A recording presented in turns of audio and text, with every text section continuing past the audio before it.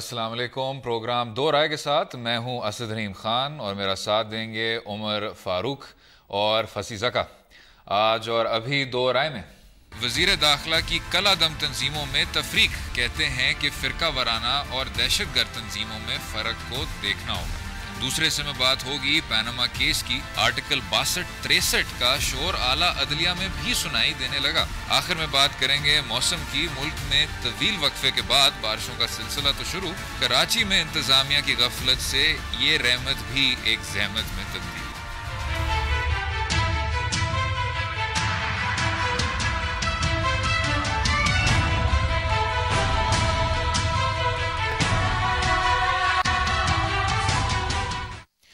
بات کریں گے وزیر داخلہ کے اس بیان پہ، لیکن پہلے سن لیتے ہیں کہ انہوں نے کیا کہا کہ تفریق کس طرح کی ہونی چاہیے. جو پرسکرائب ہوتی ہیں آن سیکٹیرین گراؤنڈز، جن کے خلاف کوئی کیسز نہیں ہیں، وہ لوگ ابھی پاکستان میں موجود ہیں. اب مجھے کوئی بتائے کہ ہر چیز کو مولانا لدھیانوی سے جوڑنا یہ کہاں تک انصاف ہے. ہمیں جو سیکٹیرین بیسس پہ پرسکرائب ہوئی ہیں، خواہ وہ شیعہ ہیں یا سنی ہیں، ان کے لیے علیحدہ قوانین بنانے ہوں گے. جب یہ علیحدہ قوانین کی بات کرتے ہیں، بات یہ ہے کہ وہ قوانین ابھی ان میں اس طرح کی علیحدگی نہیں آئی. جب آپ اپنے اینٹی ٹیرر ایکٹ کو اٹھا کے دیکھیں گے تو اس میں تو دہشت گردی کا جب انہوں نے اس کو ڈیفائن کیا ہوا ہے، اس کے نیچے صاف لکھا ہوا ہے کہ جو آدمی فرقہ واریت کرے گا، فرقوں میں نفرت اس طرح پھیلائے گا، تو وہ آپ کے ٹیررزم کے ڈیفینیشن میں آ جاتی ہے. تو آپ اپنے نیشنل ایکشن پلان کا ایک کس طرح کا آپ تعصب بھیج رہے ہیں. لیکن اس سے اگر تھوڑے سے پیچھے آ جائیں، انہوں نے بات کی ایک آدمی کی. میں سمجھتا ہوں بات ایک آدمی کی نہیں ہے، بات کسی ایک میرے خیال سے کلا دم جماعت کی بھی نہیں ہے، بات ایک سوچ کی ہے کہ ایک ایسے ملک میں جہاں ذات پہ، جہاں صوبے پہ، جہاں ہر قسم کے ڈسٹنکشن پہ آپ قتل و غارت کرتے ہیں، تو ایک بڑی سسٹمیٹک کیمپین ہے جو فرقوں کے بنیاد پر اس طرح کی نفرت پھیلاتی ہے. اگر آپ اس کو دہشت گردی کے ساتھ ایکویٹ نہیں کریں گے، آپ کے لیے اچھا نہیں ہوگا. صحیح بات ہے، بالکل صحیح بات ہے. وہ میں ابھی فصیح سے بات کر رہا تھا آف کیمرہ بھی، کہ وہ ایک برٹش تھیورسٹ تھا، پولیٹیکل تھیورسٹ، ایڈمنڈ برک. وہ جب ممبر پارلیمنٹ بھی تھا اور کنزرویٹو پولیٹیشین تھا، وہ یہ کہا کرتا تھا جب اپنے کانسٹیٹوئنٹس کے پاس جاتا تھا نا، تو وہ کہتا تھا کہ I owe you my judgement not my obedience. ٹھیک ہے.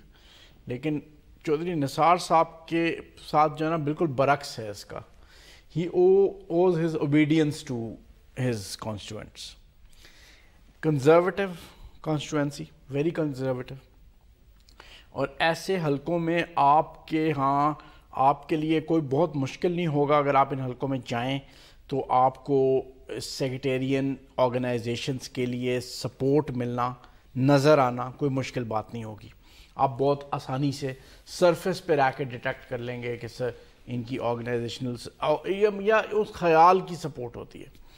اور بڑے ہی چودھری نثار صاحب جو ہے نا ہمیشہ سے اپنی کانسٹیٹوئنسی کے ساتھ بہت لائل رہے ہیں. تو آپ کہہ رہے ہیں وہ یہ بات کر رہے ہیں پنڈی کے ایم این اے کی حیثیت سے اور وزیر داخلہ کی حیثیت سے نہیں. میں آپ کو یہ بتانے کی کوشش کر رہا ہوں کہ اگر آپ ان کی خبر پڑھیں نا، جو اخباروں میں خبر چھپی ہے اس بات کے اسٹیٹمنٹ کے حوالے سے، وہ یہ پریس کانفرنس کر رہے ہیں کلر سعیدہ میں بیٹھ کے.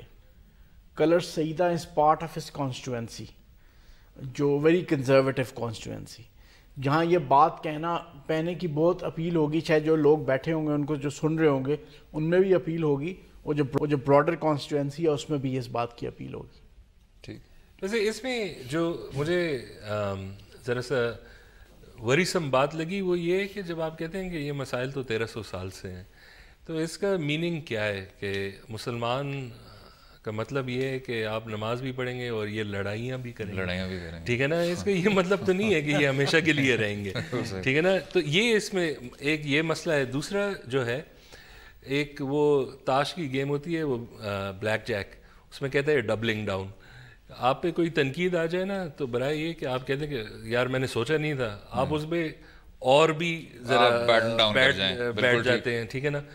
اب اس پرٹیکولر کیس میں جب یہ کہتے ہیں کہ ٹھیک ہے شاید یہ صحیح کہہ رہے ہیں کہ ایک فرق ہے ان دونوں میں, لیکن پرابلم ہمارا یہ ہے کہ جو بندہ پستول اٹھاتا ہے وہ شاید وہ نہیں ہوتا جس نے اسے سمجھایا ہو کہ یہ جائز ہے, یہ بندہ واجب القتل ہو گیا. اب ہمارا مسئلہ میرے خیال میں تھوڑا بہت یہ بھی ہے کہ پہلے تو آپ نے ایک ڈائریکشن میں کیا, اب تو دیوبندی بریلوی میں بھی ہے. یہ اگر ختم نہ ہوا, میرے خیال میں جو ہم نے ابھی تک ایکشن اور بہت سکسیسفل کیا ہے, جہاں ہم بالکل فیل ہو چکے ہیں اور جہاں یہ تھوڑا اس پہ لگ رہا ہے کہ یہ غیر سنجیدہ ہے, کہ جو پروڈکشن آف یہ ہیٹ مٹیریلز ہیں, اس میں تھوڑا بہت یہ بھی ہے کہ ہمارا جو ڈومیسٹکلی اتنا مسئلہ نہیں تھا. یہ تو ایران اور سعودی عربیہ ان کی جو پراکسی جنگ ہے نا, جیسے پہلے امریکہ اور USSR کا افغانستان میں ہمارا یہاں ہو گیا. نہیں, لیکن جو آپ نے اس 1300 سال کی جنگ کی بات کی, یہ بھی میں ذرا دیکھتا ہوں کہ جب کوئی بھی کہتا ہے آپ کے, چاہے وہ منتخب نمائندے ہوں, چاہے وہ آپ کے کالم نگار ہوں, تو اکثر وہ اس کو استعمال کرتے ہیں بہانے کے طور پہ کہ جی 1300 سال کی جنگ ہے, اس طرح کا تو آگے پیچھے ہوتا رہے گا. بات یہ ہے کہ جب آپ وزیر داخلہ ہیں اسلامی جمہوریہ پاکستان کا, تو اسلامی جمہوریہ پاکستان کے وزیر داخلہ کو ہمارے جو یہاں احساسات و جذبات ہیں ان کو سامنے رکھنا چاہیے, اور اس خطے کے یا مڈل ایسٹ کے یا سعودی عرب, ایران, شام, عراق کے نہیں رکھنے چاہیے. آپ کا ملک اس سے بہت مختلف تھا. اس سے بہت مختلف تھا ہمیشہ سے. جی, میں اس پروگرام میں پہلے بھی یہ بات کر چکا ہوں کہ آپ کو سوشلی رسپانسبل پولیٹیکل لیڈرشپ کو سامنے لانا پڑے گا. یہ سوشلی رسپانسبل بیہیو نہیں کرتے. اور دوسری بات یہ کہ جب یہ ایکویٹ کرتے ہیں نا کہ 1300 سال لڑائیاں, تو دیکھیں نا 1300 سال میں بے شمار لڑائیاں ہوئی ہیں, ایک لڑائی تو نہیں ہوئی, کئی بے شمار ہوئی ہیں. لیکن یہ جو بلڈ تھرسٹ آپ کو ملتی ہے اور یہ جو اتنی زیادہ ایک دوسرے کے خلاف نفرت ملتی ہے نا, قتل و غارت کی جو 90s میں ہم نے وٹنس کیا تھا, بہت سیکریٹریٹ کلنگز ہوئی تھیں دونوں طرف سے, اس کی بڑی وجہ دیکھیں 2 ریجنل ڈیولپمنٹس ہیں جو ڈائریکٹلی کنٹریبیوٹ کر رہے تھے.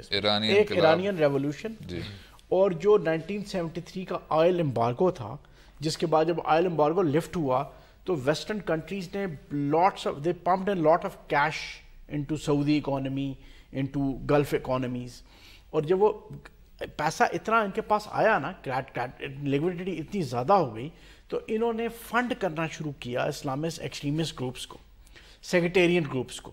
انہوں نے کہا پیسہ تو اتنا آ گیا, اب کریں کیا, پولیٹیکل انفلوئنس حاصل کرنے کے لیے کرنا کیا ہے. تو وہ پیسہ انہوں نے ڈائیورٹ کیا پاکستان اور around the Muslim world sectarian groups کو فنڈ کرنے کے لیے. یہاں پر پاکستان میں جو سب سے بڑا مسئلہ ہے نا, کہ جو گروپس پولیٹیکل مین سٹریم کا حصہ ہیں وہی سیکٹیرین گروپس بھی ہیں. وہ they are the mother and father of sectarian group. Jamiat Ulema Islam اور انجمن سپاہ صحابہ, ان کی ممبرشپ انٹرچینجبل ہے.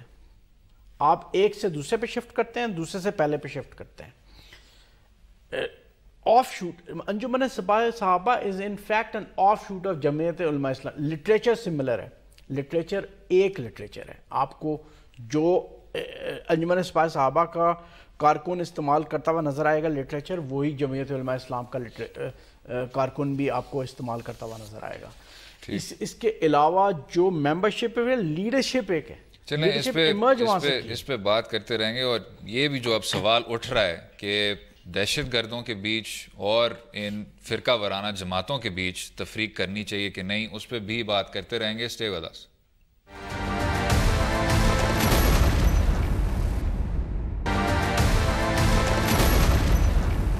ویلکم بیک ٹو دوہرائے بات. ہو رہی تھی وزیر داخلہ کے بیان پہ, اور کہ دہشت گرد تنظیموں میں اور فرقہ وارانہ تنظیموں میں کیا تفریق کی جا سکتی ہے.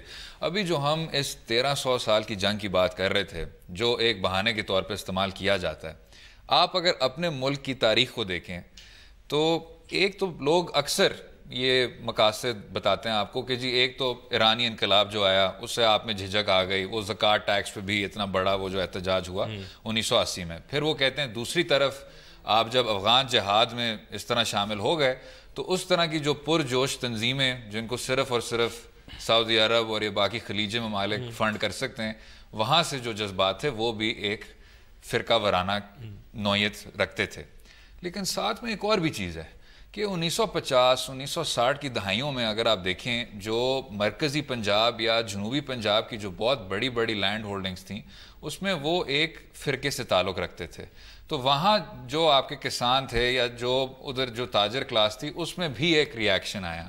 ان تین نقطوں کو جب آپ ملائیں تو ایک آپ کو عجیب سا اور میں سمجھتا ہوں ان نیچرل, یہ ایک قدرتی چیز نہیں ہے, یہ جو چیزیں آپ پہ گرافٹ ہوئیں اور اب آپ اس طرح کی نفرت پھیلاتے ہیں. آپ جو وہ ایک بات کر رہے تھے کسانوں کی, اور یہ اس میں ہم یہ بھی دیکھتے ہیں کہ وہ جب آپ کا کلاس وارفیئر ہوتا ہے تو آپ ایک ایکسکیوز نکال کے لے کے آتے ہیں.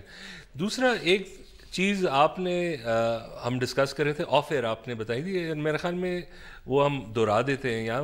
یہ جو آج کا جو لیول آف کانفلکٹ ہے نا وہ بہت مختلف ہے جو پہلے ہوتا آ رہا تھا. اور میرے خیال میں اسے کہنا کہ یہ جو ماڈرن ہے یہ اسی وقت سے چل رہا ہے. یہ تو ماڈرن سٹیٹس جو ابھی آئی ہیں, ہاؤس آف سعود ہے, ایران کے جو یہ سارے بڑے جورسٹ ہیں, تو یہ 1400 سال نہیں 35 سال پرانی جنگ ہے. اسلامک ہسٹری کے حوالے سے جو ہے نا, اگر آپ دیکھیں نا اسلامک ہسٹری میں یہ سارے جو سیکٹس ابھی آپ سیکٹس کے طور پہ ایگزسٹ کرتے ہیں, دے ور پرائمریلی پولیٹیکل موومنٹ.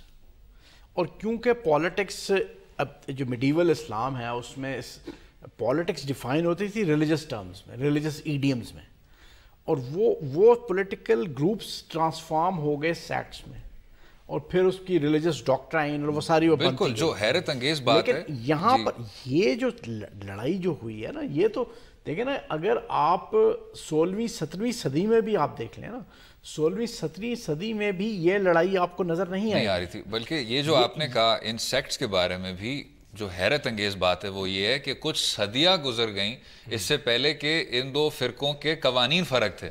پہلے وہی تھا. تو اس کا مطلب یہ ہے کہ قانونی طور پہ اور تھیولوجیکل طور پہ اس طرح کی کوئی تفریق نہیں کی جاتی تھی. اب آپ دیکھیں نا, اب پاکستانی اسٹیٹ جو ہے, اب وہ کل فصیح نے کہا تھا کہ کمپیکٹ ہمارا ہوتا ہے اسٹیٹ کے ساتھ, کچھ باتیں کر سکتے ہیں نہیں کر سکتے. وہ میں تھوڑا سا کمپیکٹ بریک کرنے لگا ہوں کہ, اور وہ یہ ہے کہ دیکھیں پاکستانی ریاست جو ہے نا 1980s کے بعد سے سنی آرتھوڈاکسی کے ساتھ ایسوسیٹ ہوتی رہی ہے, because of international linkages, because of international requirements.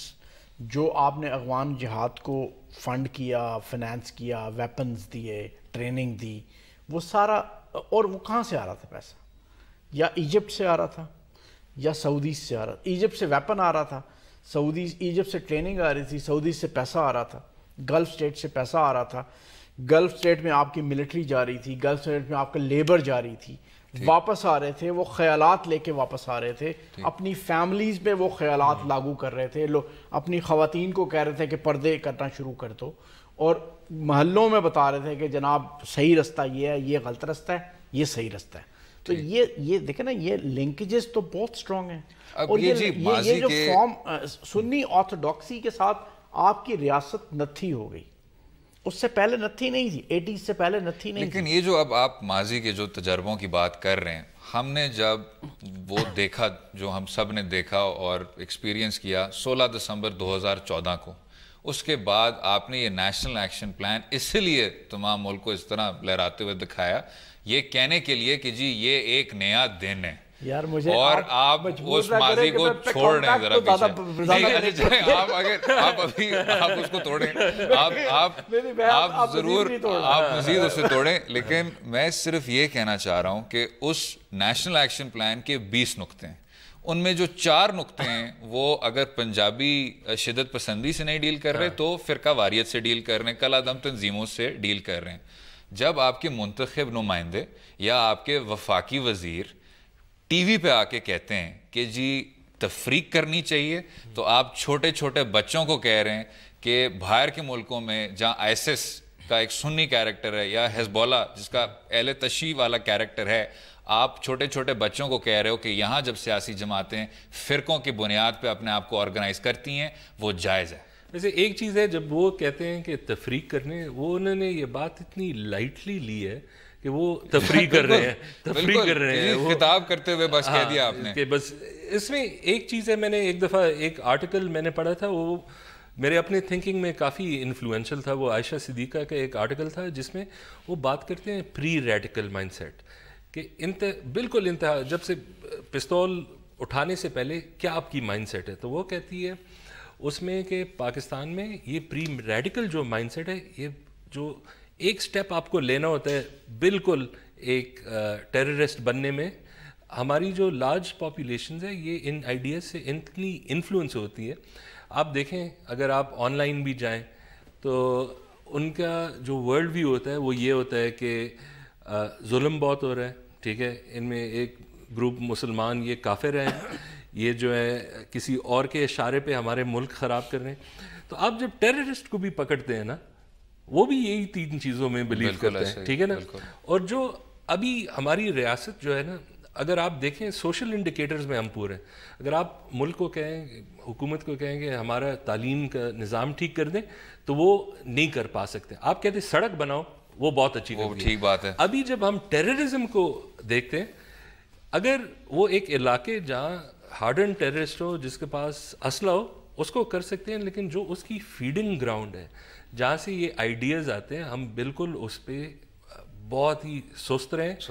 اگر آپ ویکی لیکس بھی دیکھیں, ویکی لیکس میں ایک کیبل میں وہ کہتے ہیں کہ گلف اسٹیٹ سے صرف ساؤتھ پنجاب میں $100 ملین آئے. بالکل, اور اس چیز کو کسی نے اٹھایا نہیں, نہیں کسی کو, سب ٹھنڈ بیٹھے ہیں, ٹھیک ہے نا, کہ اچھا ہے کہ ذرا کرنسی آ گئی ہے, ہمارے ریزروز بڑھ گئے ہیں, کہ ایک ڈائریکٹ لائن جا رہی ہے جنوبی پنجاب تک. ایران بھی یہ کام کرتا ہے. بالکل, ایک بات میں ضرور کروں گا کہ یہ جو سیکٹیرین گروپس ہیں نا, یہ آج سے نہیں 60s اور 70s سے پاکستان کے پولیٹیکل لینڈسکیپ کا حصہ ہیں, لیکن اب اہمیت ان کی کتنی بڑھتی جا رہی ہے. اس میں صرف ایک فرق ہے کہ انہوں نے جو 70s میں وائلنس شروع کیا, 80s میں جو وائلنس شروع کیا, جو سعودی فنڈنگ اور گلف فنڈنگ سے جو وائلنس یہاں پر ہوا, وہ بڑا خطرناک تھا. خیر جناب, اس میں ایک اور فرق بھی ہے کہ 60 اور 70 کی دہائی میں آپ کے جو وفاقی وزراء تھے وہ ان کو اس طرح ویلیڈیٹ نہیں کر رہے تھے, اور یہ میں سمجھتا ہوں ایک ایسے وقت جہاں عراق اور ایران اور شام اور لیبیا میں اس طرح کی آگ لگی ہوئی ہے, آپ کا اس طرح کرنا میرے خیال سے نہ صرف نامناسب ہے, انتہائی خطرناک ہے. آپ خطے کو دیکھیں تھوڑا سا, سوشلی رسپانسبل نہیں, they don't feel the social responsibility. بالکل. خیر جو اصل بیٹل گراؤنڈ ہے وہ تو انہوں نے فارغ چھوڑ دیا ہے. تو اگلے حصے میں ذرا ہٹ کے بات کریں گے پیناما لیکس کی اور آرٹیکل 62 اور 63 کی, جو اب عدالت عالیہ میں اور عدالت عظمیٰ میں اس طرح کا شور مچنا شروع ہو گیا. رہیے گا ہمارے ساتھ.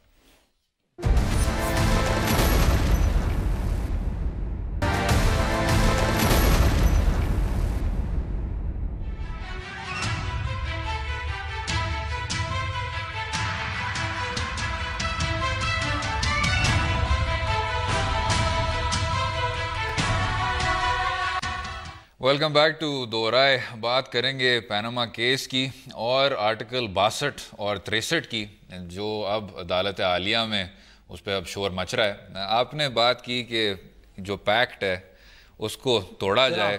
میرے خیال سے اس پیکٹ کو اب مزید توڑا جائے. 62 اور 63 پہ بھی جب ہم بات کرتے ہیں, پولیٹیشنز پہ جو مرضی بات کر لو, اچھا ان پہ کر لیں, کوئی پیکٹ نہیں ٹوٹتا یار. لیکن جب آپ کسی کو کہتے ہیں یار, پولیٹیشن سب سے مسکین لوگ ہیں, مظلوم لوگ ہیں یار, ہماری طرح کے جرنلسٹوں کی طرح کے مسکین اور مظلوم لوگ ہیں. چلیں یا سیکرڈ کاؤز اور ہیں, وہ جو کیا نام ہے, مقدس گائیں جو ہے نا. نہیں, لیکن آپ جیسے جرنلسٹ بھی بڑے مقدس گائے بن چکے ہیں, آپ کے بارے میں بھی زیادہ تنقید نہیں سننے کو ملتی.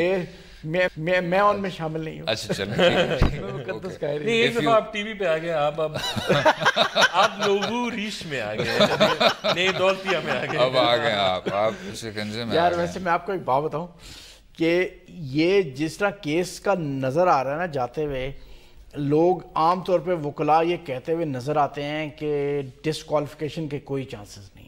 نہیں دیکھیں, یہ کرتے ساتھ ہی سیگمنٹ شروع کرتے ساتھ ہی جناب نے بٹھا دیا اور وہی کیا جو. نہیں میری بات سن لینا پوری. چلیں آپ کریں, کیجئے.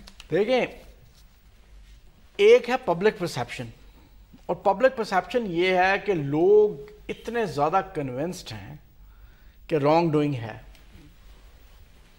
جو اس دن آپ بات کر رہے تھے کہ جی کانٹراڈکٹری سٹیٹمنٹس کی کوئی لیگل امپلیکیشن نہیں ہے، لیکن لوگ اسی کو پرسیو کر رہے ہیں سب سے بڑا گناہ کہ کانٹراڈکٹری سٹیٹمنٹس، ایک دوسرے کو کانٹراڈکٹ کر رہا ہے، دوسرا تیسرے کو کانٹراڈکٹ کر رہا ہے، وہ فیملی آپس میں کانٹراڈکٹ ہو رہی ہے ایک دوسرے سے، یہ پبلک پرسیپشن بنا رہی ہے. اب یہاں سے اگر ڈسکوالیفائی نہیں ہوتے پرائم منسٹر صاحب تو ہوگا یہ کہ نیشنل انسٹیٹیوشن میں جو ٹرسٹ ہے نا لوگوں کا وہ اروڈ کرے گا. ٹھیک ہے، اور پرائم منسٹر صاحب کنٹینیو کرتے رہیں گے ایز پرائم منسٹر، اور آپ کے پولیٹیکل انسٹیٹیوشنز کی لیجٹمیسی ان کوسچن آ جائے گی کہ یار یہ تو کرپٹ ہے، یہ تو پھر بھی رہ رہا ہے، یہ تو اس کو تو نکالا ہی نہیں جا رہا، اس کو تو کوئی ادارہ. آپ ان انسٹیٹیوشن سے وہ کام کرا رہے ہیں جو they are not suited to do that job. Investigation ان کا کام نہیں ہے، سپریم کورٹ کا کام نہیں ہے. کس کا کام؟ ٹرائل کرنا. انویسٹیگیشن کس کا کام؟ اگر آپ نے ایسے ادارے نہیں بنائے 70 سال میں، ایسے ادارے آپ نہیں بنا سکے، کیا کریں؟ بحیثیت قوم. جی نہیں، بحیثیت قوم نہیں، بحیثیت ریاست، کہ آپ کی ایک خاص نیت ہے کہ ان اداروں کو آپ انڈیپینڈنٹ اگر نہیں کریں گے، ان اداروں کو آپ با اختیار نہیں کریں گے، تو پھر لوگ ہاتھ کھڑے کر کے عدالت عظمیٰ کے دروازے کو دستک دیں گے. کون کرے گا؟ کون یہ بتائیں 184(3) کے تحت کون سی ڈسکوالیفیکیشن ہو سکتی ہے؟ نہیں، ایک منٹ، آپ ابھی ڈسکوالیفیکیشن کا لفظ اگر چھوڑ دیں، 184(3) پہ اب آپ آ جائیں کہ جی 184(3) کیا چیز ہے.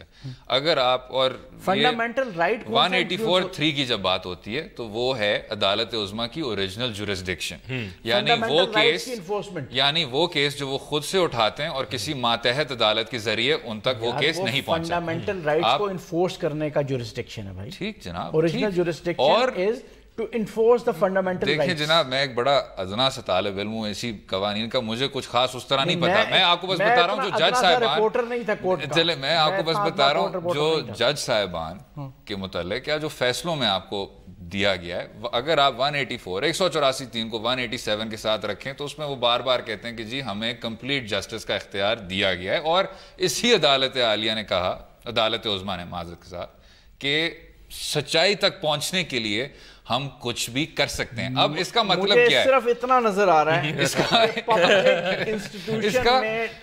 پبلک انسٹیٹیوشنز میں ٹرسٹ ایروڈ کرے گا. چلیں اب 62-63 پہ آ جاتے ہیں. آرٹیکل 62 اینڈ 63 جن کو سامنے رکھتے ہوئے آپ کے جو ROs ہیں وہ انتخاب سے پہلے کسی کو کہتے ہیں کہ جی دعائے قنوت سنا دیں، یا انہوں نے اویس مظفر جو آصف زرداری اور پیپلز پارٹی سے تعلق رکھتے ہیں ان سے بڑا دلچسپ سوال کیا کہ آپ یہ بتا دیں کہ اس نماز میں فرض رکعت کتنے ہیں. تو اس طرح کے سوالات اب آرٹیکل 62-63 آپ کی عدالتوں نے بھی کہا ہے یہ ایک نائٹ میئر ہے، لفظ کا قرار دیا جب آپ ان کی تشریح کرتے ہیں. تو اس فیصلے میں مجھے پتہ ہے آپ نے جو بات کی میکرو اثرات کی کہ وہ پبلک کیا سوچے گی، اس میں کرپشن کہاں تک، حقیقت کہاں تک، لیکن میں چاہ یہ بھی رہا ہوں کہ کچھ یہ بنیادی قانونی سوال بھی حل ہو جائیں. نہیں، قانونی سوال حل ہو جائیں لیکن پبلک پرسیپشن کو کیا کریں، بڑی خطرناک ہے. ویسے ایک چیز میں آپ کو بتاؤں، یہ جو کیس ہے نا، میں ذرا ہمارے لیے بدقسمتی ہے کہ ہم کلیریفیکیشن اس کیس سے چاہتے ہیں. مسائل تو آگے ہیں کہ یہی 62-63 اس کی پریکٹیکل کیا امپلیکیشن ہے. اچھا، اگر اس کا مطلب یہ ہے کہ آپ کو کتنی نماز آنی چاہیے، کتنی آپ لائک روزے ایک اگر آپ نے چھوڑ دی، ہاں اس کا مطلب چیف منسٹر نہیں بن سکتا. ٹھیک ہے نا، یہ سوالات اٹھتے ہیں. میرے خیال میں اس کیس میں جو اب ہم ذرا اتنا بڑا چڑھا دیے، اس کا پرابلم جو میں جب دیکھتا ہوں مجھے قانون کی سمجھ نہیں ہے، وہ یہ ہوتا ہے کہ ایک دن ایک آتا ہے کہ کیا زبردست ثبوت میں لایا ہوں، دوسرا کہتا ہے کہ کیا بیکار ثبوت تھی، اور پھر کورٹ کے اندر یہ کہتے ہیں کہ ثبوت کی ذمہ داری اس کی ہے. ٹھیک ہے نا، خود بائر کورٹ سے کہتے ہیں کہ یہ شواہد ایسے ہیں کہ اس پہ کوئی ڈاؤٹ ہی نہیں ہو سکتا.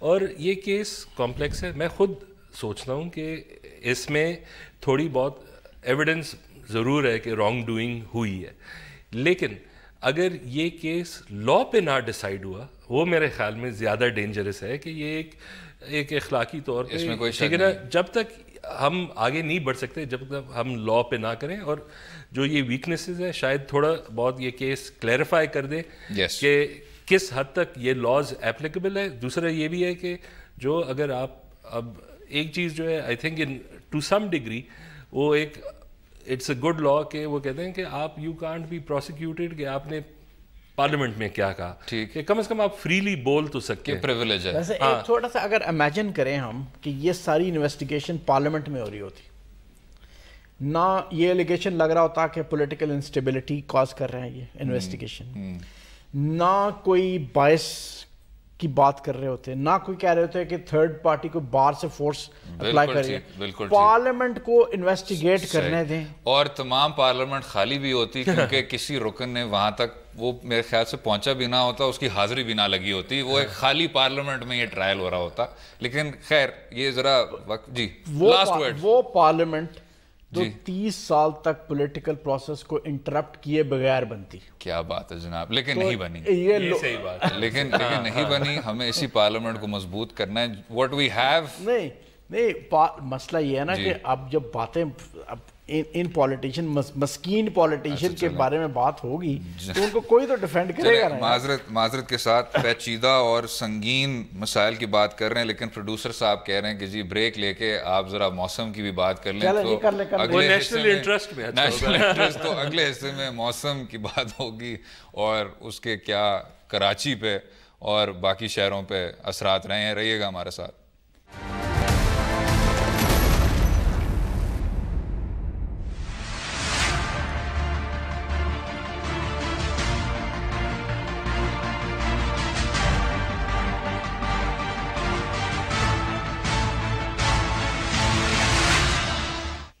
ویلکم بیک ٹو دورائے. بات ہوگی بارش کی, اور میں یہ بھی پڑھ دیتا ہوں ذرا کہ ملک میں طویل وقفے کے بعد بارشوں کا سلسلہ شروع. جناب اس پہ جو بھی بریکنگ اور اس پہ جو آپ تجزیہ کرنا چاہتے ہیں آپ کیجئے. فصیح کہہ رہے تھے کہ نیشنل انٹرسٹ میں ہے, نیشنل انٹرسٹ میں یہ سٹوری آ گئی, اور اس پہ ضرور کچھ بات, اس میں تو بہت پاورفل کوارٹر خفا بھی ہوں گے تو نہیں, اس میں یہ ہے کہ میرے خیال میں کراچی میں کم از کم دیکھیں رین جو ہوتا ہے نا, خوشی کی بات ہے, لیکن وہاں رین از پین, ٹھیک ہے نا, کہ یہ بجلی خراب ہو جاتی ہے, یہ سوئمنگ پول بن جاتے ہیں, لوگ مر جاتے ہیں. تو اس میں میرے خیال میں زیادہ تر ایک تو کلائمیٹ چینج مسئلہ, یہ پہلے ویسے غلطی جو لوگوں نے کی تھی صرف گلوبل وارمنگ کی بات کرتے تھے, ٹھیک, پھر ایک دم سے زبردست بارشیں ہو جاتی ہے, یہ سچ نہیں ہے, یہ سچ نہیں ہے, ٹھیک ہے نا. تو اب کلائمیٹ چینج بہتر ہے. مجھے ٹھنڈ زیادہ لگ رہی ہے, ہاں مجھے ٹھنڈ زیادہ لگ رہی ہے, تو کچھ جگہوں ذرا ٹھنڈا بھی ہو جائیں گے, کچھ وہ ہو جائیں گے, ہمارے پانی کے ذرائع بھی ختم ہو جائیں گے.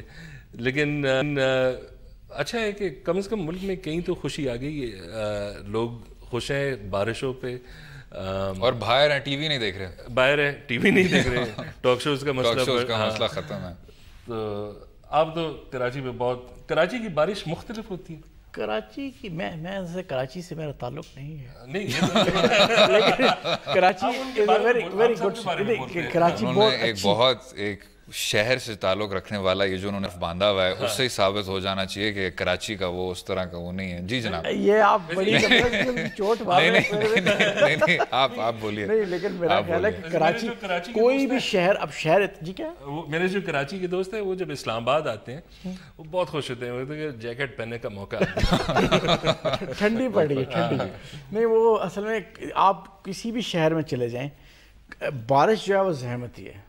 اسلام آباد کی سڑکوں پہ شاید بارش زحمت نہیں ہے کیونکہ پانی یہاں کم ہی کھڑا ہوتا ہے, لیکن اگر آپ لاہور چلے جائیں اس وقت, اگر آپ انارکلی چلے جائیں وہاں پہ بارش ہوئی ہو تو وہاں ٹخنوں تک گھٹنوں تک پانی آپ کو ملے گا. گاڑی نہیں چلا سکتے آپ وہاں پہ. اندرون شہر تو امپاسبل ہے گاڑی چلانا. لیکن مسئلہ یہ ہے کہ آپ نے اپنے شہر اس طرح برباد کیے ہیں, کنکریٹ کے جنگلز بنا دیے ہیں آپ نے, درخت ختم کر دیے ہیں, گرینری ختم کر دی ہے, اور کیچڑ ہی کیچڑ ہے. تو شہر تو ویسے بارش ہو یا نہ ہو, شہر تو آپ نے ویسے ہی تباہ کر دی.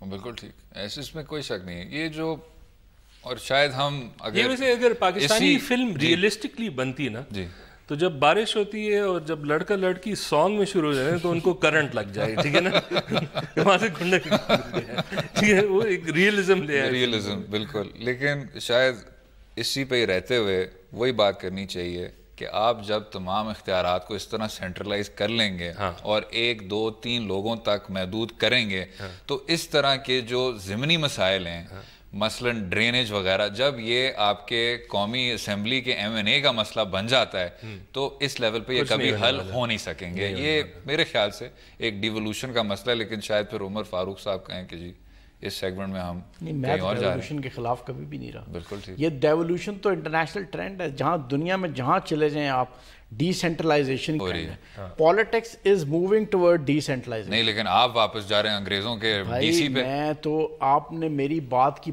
کبھی سمجھی نہیں. 50 پروگرام ہم نے کرنے آپ سمجھائیں نا. میں تو جناب ڈی سینٹرلائزیشن کے حق میں ہوں، اور میں سمجھتا ہوں کہ آپ لوکل لیول، محلے کے لیول تک ڈی سینٹرلائز کریں.